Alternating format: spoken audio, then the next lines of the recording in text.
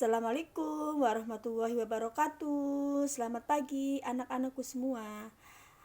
Alhamdulillah, mudah-mudahan hari ini kalian sehat, tetap selalu berdoa dan tetap semangat. Baik, hari ini kita akan memasuki pembelajaran 4 ya, tema 2D, subtema 1. Nah, sebelum kita mulai, kita berdoa dulu. Bismillahirrahmanirrahim. Baik, kita buka halaman 20 ya, pembelajaran 4. Nah, di situ ada cerita tentang lingkungan ya, lingkungan yang bersih ya. Itu ada gambar ya. Ada 3 gambar bagaimana cara membersihkan lingkungan ya.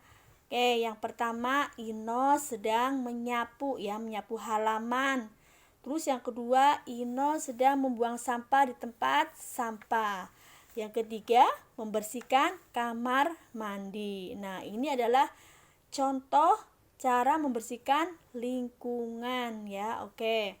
Nah, sekarang kita lanjut halaman 21 ya.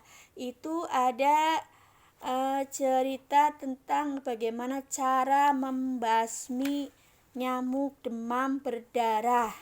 Nah, kalian kalau misalnya di rumah lingkungannya kotor ya, tidak bersih, itu biasanya bisa mendatangkan penyakit ya, terutama penyakit demam berdarah yang disebabkan oleh nyamuk Aedes aegypti. Nah, ini ada bacaan ya tentang cara membasmi nyamuk DBD atau demam berdarah.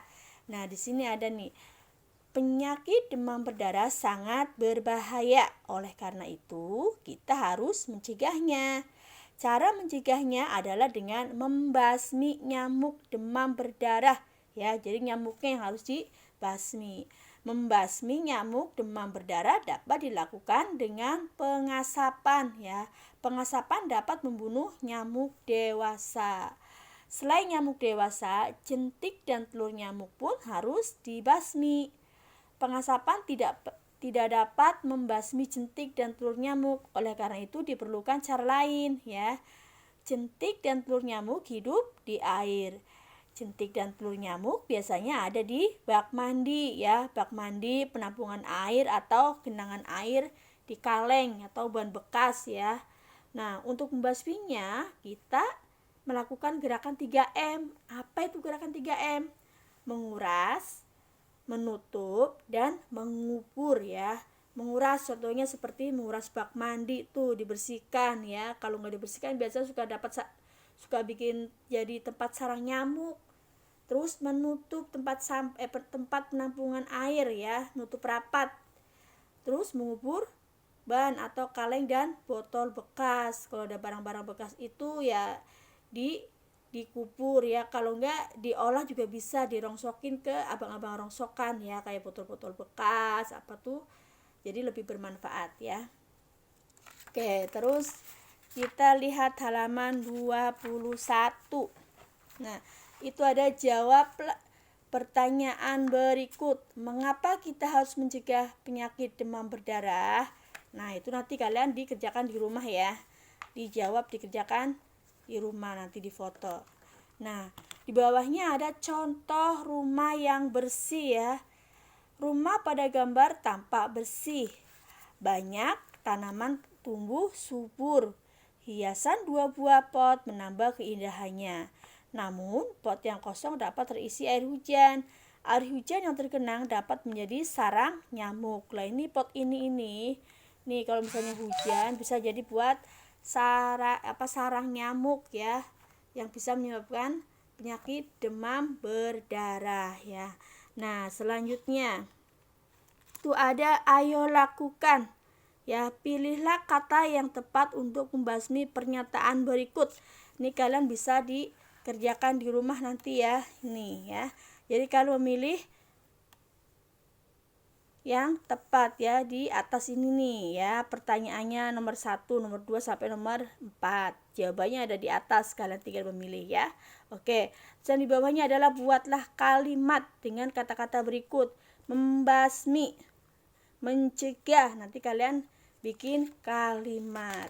Nah, sekarang kita lanjut halaman 24. Itu ada tentang bangun datar ya. Bangun datar apa itu ya, Nak? Iya, bangun datar segitiga. Segitiga sama sisi ya. Oke.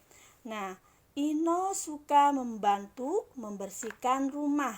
Selesai membersihkan rumah, Ino menikmati risol buatan ibu. Tahukah kamu berbentuk apakah risol tersebut? Amatilah gambar segitiga berikut. Nah, coba kamu bandingkan dengan bentuk risol. Sama kan bentuknya? Ini adalah bentuk segitiga ya. Oke. Nama bangun di samping adalah segitiga ABC. Nama segitiga ABC ya, ABC. Nah, berapa banyak sisinya? Nah, sisinya ada berapa ya? Nah, kita akan membahas sisi. Sisi adalah ruas garis pada bangun datar. Nah, kemarin sudah dijelaskan ya tentang ruas garis. Mudah-mudahan kalian masih ingat ya. Nah, pada segitiga ABC terdapat 3 sisi ya. Nah, 3 sisi ini contohnya seperti sisi AB, ini namanya sisi nih, sisi AB, terus sisi AC dan sisi BC ya. Ini namanya sisi. Jadi, ruas garis pada bangun datar, ruas garis nih ya. Nih, namanya ruas garis. Sekarang, pada bangun datar, sisi-sisinya saling bertemu ya. Pertemuan sisi-sisinya membentuk sudut. Segitiga ABC mempunyai 3 sudut, yaitu sudut BAC, sudut ABC, dan sudut ACB. Nah, sekarang Bu Sri mau nanya ya, apa itu sudut? Sudut adalah suatu daerah yang terbentuk di antara 2 garis lurus ya. Ini namanya sudut nih sudut. Suatu daerah yang terbentuk di antara 2 garis lurus nih. Ini garis lurusnya ini, 2 garis lurus berarti ini dan ini ya. Nah, sekarang nih dalam segitiga ini ada 3 sudut ya, sudut BAC nih namanya sudut nih ya. BAC. Nah, BAC ini sudutnya ada di sini nih. Ini sudut nih. Ini sudut ya. Terus sudut apa lagi? ABC. Ini juga sudut nih namanya sudutnya. Kalau bahasanya itu bisa disebutkan pojokan ya. Pojokan itu juga namanya sudut ya. Terus kalau oh iya, ini ada satu lagi belum disebutkan ya. Dan sudut ACB. ACB ya, ini sudutnya adalah C ya. Nih ya, jadi sudut adalah suatu daerah yang terbentuk di antara 2 garis lurus ya. Ini yang terbentuk dari 2 garis lurus, garis BA dan garis BC ya. Oke. Nah, sekarang kita lanjut lagi. Itu tahukah kamu apa bentuk piring risol? Nah, di situ ada bentuk piring risol ya. Ini ada bentuknya seperti apa? Bentuknya adalah persegi. Nah, ini ya. Persegi ya. Perhatikan persegi berikut. Nah, ini perhatikan, ini ada sisinya, ada sisi DC, nih sisi DC, sisi CB atau BC dan sisi AB, sisi AD ya. Ini ada 4 sisinya. Nah, sudutnya ada berapa, Bu Sri? Sudutnya juga ada berapa? Ada 4 ya, sama nih sudutnya nih. Ini adalah sudut ya. Nah, ini sudut. Nah, kalau titik sudutnya ya ini titiknya. Ini namanya titik sudut ya. Berarti titik sudutnya adalah D. Ini titik sudutnya adalah A ya. Ini titik sudut C. Ini titik sudut B ya. Jadi titik sudut adalah titik temu antara 2 garis yang membentuk sudut ya. Titik temu antara 2 garis yang membentuk sudut. Contohnya nih 2 garis AD ya dan 2 garis DC membentuk sudut D atau titik sudut D ya, garis ini nih, AD dan garis DC ya, membentuk titik sudut. Titik sudut nama titik sudut D ya. Oke. Terus nah, kita lanjut lagi. Nah, kalau titik sudut itu ada kaki sudut ya. Kaki sudut itu garis yang membentuk sudut ya. Contohnya ya ini. Nih, garis yang membentuk sudut, garis ini, garis AD dan garis DC. Ini namanya kaki sudut ya. Jadi, hari ini kita sudah membahas tentang demam berdarah, penyakit demam berdarah, terus dan cara mencegahnya, terus bangun datar ya, tentang sisi dan sudut ya. Oke. Nah, sudut masih ingat kan tadi sudut apa itu? Sudut adalah suatu daerah yang terbentuk di antara dua garis lurus. Nih ya, namanya sudut nih. Garis lurusnya mana? Ini sama ini. Garis lurus AD dan garis lurus DC ya, itu yang dinamakan sudut ya. Oke, udah jelas ya. Nah, di sini ada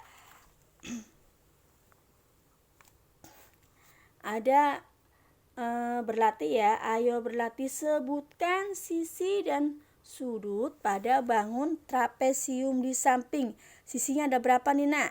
Kita hitung 1, 2, 3, 4. Sisinya ada 4 ya. Dan sudutnya ada berapa? Sudutnya 1, 2, 3, 4 ya. Sudutnya ada 4 ya. Nah, sekarang kalian kerjakan yang di bawah ya, yaitu nomor 2. Lengkapilah titik-titik berikut. Nah, itu ada bangun datar, ada segitiga, ada persegi, apalagi ada trapesium ya. Nah, kalian kerjakan nama bangunnya bangun apa? Banyak titik sudutnya berapa? Contohnya nih, 1, 2, 3, 4. Titik sudutnya ada 4. Yaitu sudut apa aja? Kalian kerjakan di rumah ya. Nah, terus kita lanjut halaman. Itu ada lagu tentang keranjang sampah ya. Jadi kita lewatin saja. Kita masuk pembelajaran 5. Ya, pembelajaran 5. Nah, di pembelajaran 5 itu ada tentang tubuh yang sehat ya. Tubuh sehat membuat kita dapat melakukan kegiatan dengan senang. Tubuh akan sehat bila kebersihan diri dan lingkungan selalu dijaga. Jadi kalau kita badannya sehat, kita tuh mau ngapa-ngapain tuh enak ya. Misalnya mau kerja enak, misalnya mau bekerja enak, misalnya mau main juga enak karena badannya sehat. Coba kalau kita sakit, pasti kita main pun tidak nyaman. Apalagi main, bekerja pun tidak nyaman ya, nggak enak. Nah, perhatikan gambar keluarga Ino. Nah, itu ada gambar keluarga Ino sedang kerja bakti ya. Ada yang lagi jemur, ayah lagi motong pohon ya. Terus ibu lagi nyapu, itu contohnya ya. Terus kita buka lagi halaman 27 ya. Nanti kerjakan, kalian bikin cerita ya tentang keluarga Ino sedang. Kalian nanti kerjakan di bawahnya tentang kegiatan keluarga Ino. Ya, oke. Nah, terus kita lanjut halaman 28. Itu ada tentang rumah sakit ya. Gambar rumah sakit tuh. Nah, Ino dan ayah sedang bercakap-cakap. Ino, ayah, apakah rumah sehat itu? Oh, bukan rumah sakit, maaf, rumah sehat. Ibu salah lihat ya, maaf ya. Itu ada rumah sehat ya. Nah, maaf nih belum diiniin. Itu ada rumah sehat ya, rumah sehat. Ino dan ayah sedang bercakap-cakap. Ayah, apakah rumah sehat itu? Rumah sehat adalah rumah yang memenuhi syarat kesehatan. Apakah rumah kita termasuk rumah sehat? Tanya Ino. Tentu saja, rumah kita termasuk rumah sehat, kata ayah. Apa ciri-ciri rumah sehat, ayah? Nah, ciri-cirinya rumah sehat adalah memiliki jendela dan ventilasi, memiliki sumber air yang bersih, ya ini jendela nih. memiliki sumber air yang bersih, tidak ada sampah dan kotoran, memiliki bak sampah sementara, saluran air tidak mampat ya. Halaman rumah ditumbuhi pohon ya, jadi sejuk. Nah, oke, kita lanjut. Itu ada ciri-ciri rumah sehat ya, tadi udah disebutkan. Ada ventilasi ya, ventilasi udara, jendela ya. Nah, di sini ada ciri-ciri rumah, contohnya nih. Ciri-ciri rumah sehat harus dimiliki setiap rumah. Jika ciri-ciri tersebut tidak ada, maka rumah tidak baik untuk dihuni ya. Ini contohnya rumah sehat seperti ini ya. Nah, rumah sehat memiliki jendela dan ventilasi. Jendela merupakan jalan masuk sinar matahari. Jadi ada sinar matahari masuk ya. Sinar matahari membuat rumah menjadi hangat. Ventilasi menjadi jalan keluar dan masuk udara. Ventilasi membuat rumah atau ruang tidak pengap ya. Jadi kalau rumah nih nggak ada jendelanya tuh biasanya ngap ya, tidak bagus ya. Nah, oke, kita lanjut halaman 30. Maaf ya. Itu ada ayo lakukan. Kalian checklist ya. Sebelum bercerita, beri tanda checklist atau centang ciri-ciri yang sesuai dengan rumahmu. Nah, nanti kalian ini checklist ya. Ini kerjakan di rumah. Nah, jika kamu menjaga kebersihan lingkungan, beri tanda centang untuk alat kebersihan nih. Kalian checklist lagi ya. Kalau kalian bersih-bersih ya, kalian pakai apa? Misalnya pakai sapu, checklist ya. Misalnya pakai ini nih, kemoceng, checklist ya. Oke, yang lainnya dilanjut di rumah. Oke. Kita buka halaman selanjutnya ya. Halaman 32. Pembelajaran 6 ya. Itu ada tentang kuman penyakit ya dan lingkungan yang kotor ya. Nah, di sini ada cerita tentang warga kampung beruang. Ya, warga kampung beruang. Warga kampung beruang terkena penyakit kulit. Hampir seluruh warganya menderita gatal-gatal. Kepala suku beruang merasa sedih dan bingung. Kepala suku bertanya kepada dokter beruang. Nah, ini jadi ada tentang cerita warga kampung beruang ya yang terkena wabah penyakit kulit ya. Nah, ini nanti kalian baca di rumah ya, dilanjutkan. Nah, ayo mendengarkan. Tuh, ada tentang tugas membersihkan kamar ya. Kita dapat membantu ibu dengan cara membersihkan kamar tidur sendiri ya. Tempat tidur dirapikan, bantal dan selimut dijemur agar kuman yang menempel mati. Sarung bantal dan spray juga diganti secara teratur ya. Jadi kalian tuh kalau misalnya tidur tuh bantalnya tuh dijemurin kalau lagi panas ya. Spray tuh diganti minimal maksimal atau seminggu sekali ya, diganti spraynya ya. Oke. Terus lantai kamarnya disapu ya, debunya dibersihkan pakai kemoceng. Nah, kita lanjut lagi ya. Tuh di halaman 34. Nah, itu ada jawablah pertanyaan ya, itu kalian suruh jawab ya dari bacaan tadi. Nah, kita ketemu lagi dengan bangun datar ya. Ayo berlatih. Di sini ada tulislah nama dua benda yang bentuknya yang ada di kamarmu. Ini yang A ya. Terus yang B, tebalkan sisi bangun berikutnya. Tebelin sisinya. Tuliskan nama bangun tersebut. Contohnya nih, bangun apa persegi, sisinya nih tebelin begini. Ya. Contohnya nih, ditebalkan sisinya. Sisinya sisi apa aja? Sisi AB, sisi AC, sisi DC dan sisi BD ya. Kalian ditebalkan ya. Oke. Terus ada berapa sisinya ya? Itu contohnya. Yang lainnya nanti dikerjakan di rumah. Oke. Nah, yang C nih ada amati benda-benda di sekitarmu ya, benda-benda di sekitarmu. Tuh. Contohnya ada konblok nih ya. Konblok ini berbentuk apa? Berbentuk bangun apa kalau konblok ini? Ya, panjang sisi berapa, banyaknya sudut berapa, banyaknya titik sudut berapa ya. Jadi kalian nanti dikerjakan di rumah, namanya bangun apa yang seperti kemarin ya.